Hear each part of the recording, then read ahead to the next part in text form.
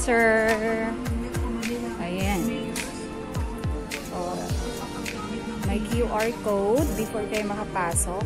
So, ayan. Yung entrance po tayo sa may Intramuros, Fort Santiago. Again, good morning. Good morning. Good morning. So, andito tayo ngayon sa may Fort Santiago, sa may Intramuros. So, located siya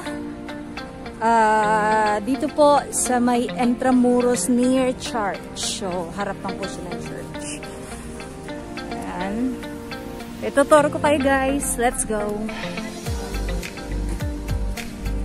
Tour muna tayo. Dito.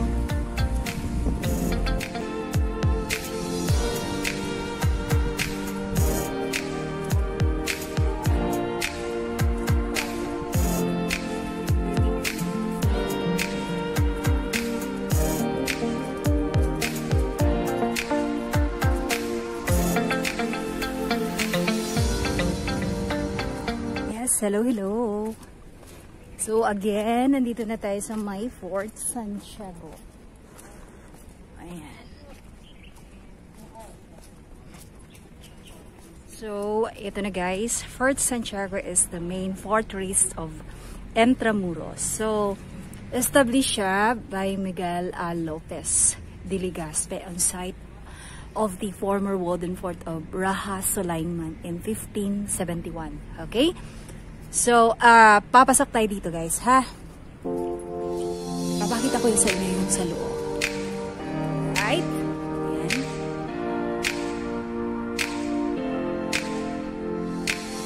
Tayo.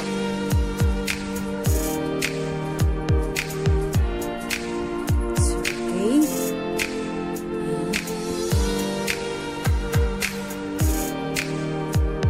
So, napaka-historical ng lugar guys.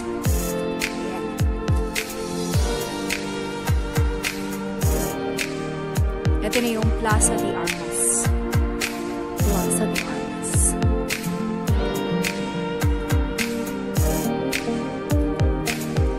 Best, para sa akin, ito yung pinaka-best and historical part na napuntahan ko dito sa Manila. Okay? Dito tayo.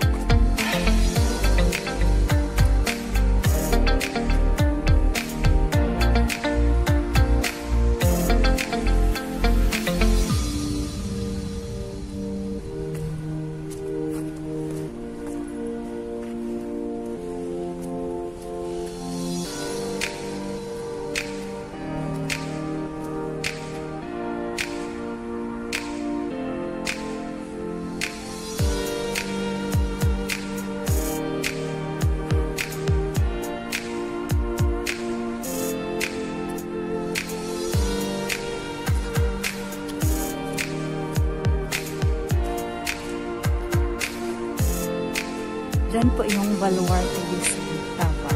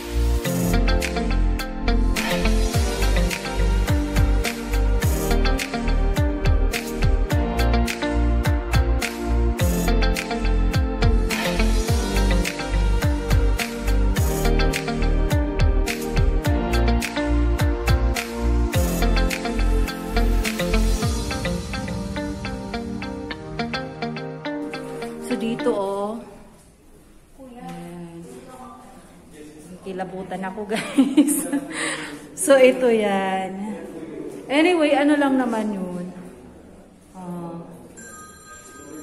So, tignan nyo ha. 450 Filipino found dead on this Fort Santiago. So, ito kulungan to So, papakita ko na. Ayan. So, ang daming namatay. Pinapahirapan nila. Okay? So, biktima po tayo. Kaya nagiging historical itong Fort Santiago nang dahil sa ginagawa nila. Right? Ayan. Okay. Ayan. So, again guys. So, hindi to tayo ngayon. So, may kulungan po ng mga Pilipino nung sinaunang panahon. So, first time ko talagang makapasok dito. Promise. Napaka-historical siya. Ayan, oo. Tingnan niyo po. Oh. So, kung pumunta kayo dito, open siya. Open talaga. To all ages. Pwede na bata. Ayan.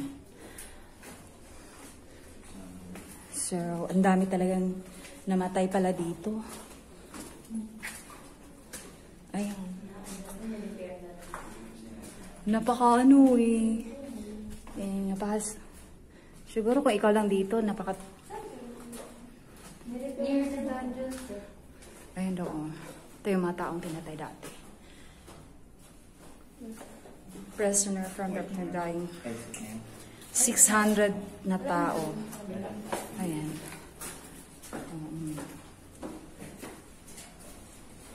Hi, ma'am. Ano pangalan natin, ma'am? Ang ganda rin, ma'am. Miss Name. Okay. Del Rosario. Hello. Ma'am, ano po yung masasabi? Okay. Ano po nakasabi niyo dito sa history ng Intramuros? Ano siya? Kilabot. Hindi naman nakakakilabot, kundi nakakaawa. Kasi, syempre, yung panahon ng Hapon.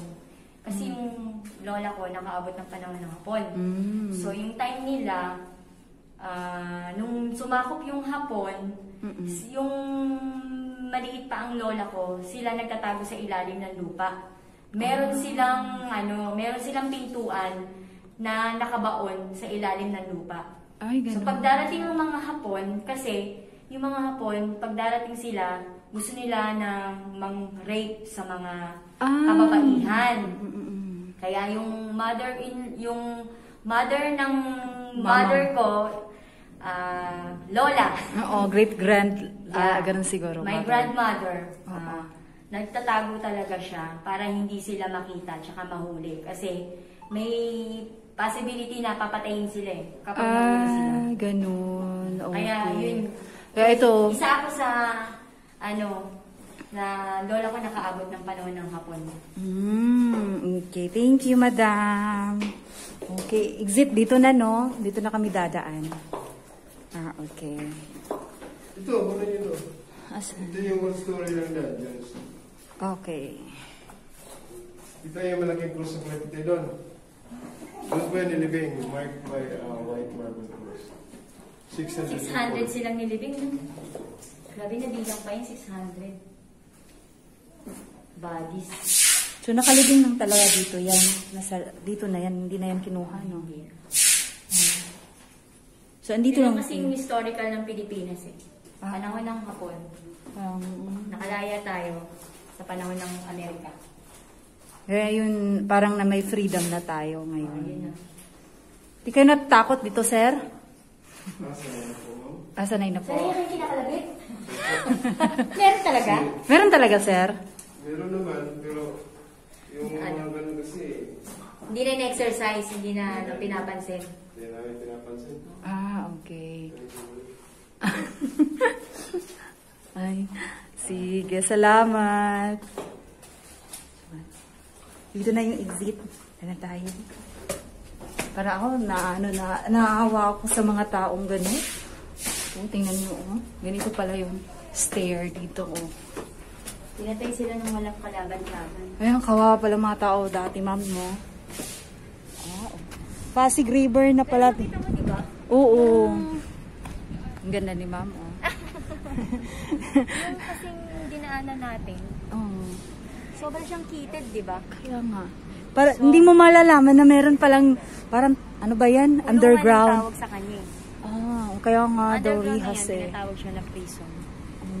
Kaya dito lahat nire-review ng mga ano. Grabe, Very no? small places, underground.